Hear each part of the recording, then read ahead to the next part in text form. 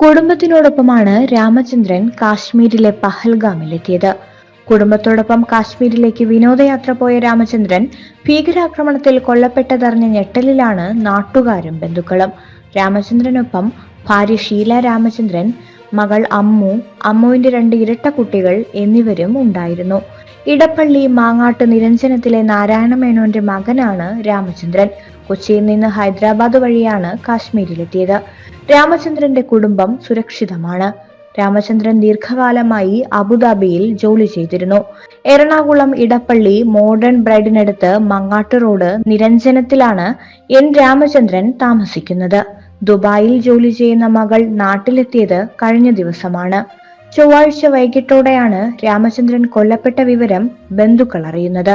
മകൾ അമ്മുവാണ് നാട്ടിലേക്ക് വിളിച്ചത്. ദീർഘകാലം വിദേശത്തായിരുന്ന രാമചന്ദ്രൻ ജോലി മതിയാക്കി നാട്ടിലെത്തി വിശ്രമ ജീവിതം നയിക്കുകയായിരുന്നു. പൊതുപ്രവർത്തനത്തിലും സജീവമായിരുന്നു. വിവരമറിഞ്ഞ് ചൊവ്വാഴ്ച രാത്രി തന്നെ ബന്ധുക്കളും അയൽവാസികളും നാട്ടുകാരും ഇടപ്പള്ളിയിലെ വീട്ടിലേക്കെത്തി. മകൻ അരവിന്ദ് ബംഗളൂരുവിലാണ്. കൊച്ചിയിൽ ജോലി ചെയ്യുന്ന നാവികസേന ഉദ്യോഗസ്ഥൻ വിനായ് നർവാളും ഭീകരാക്രമണത്തിൽ കൊല്ലപ്പെട്ടു. ഹരിയാന സ്വദേശിയായ ഇദ്ദേഹത്തിന്റെ വിവാഹം കഴിഞ്ഞ 16-നായിരുന്നു. ഭാര്യയും അദ്ദേഹത്തിനൊപ്പം ഉണ്ടായിരുന്നു.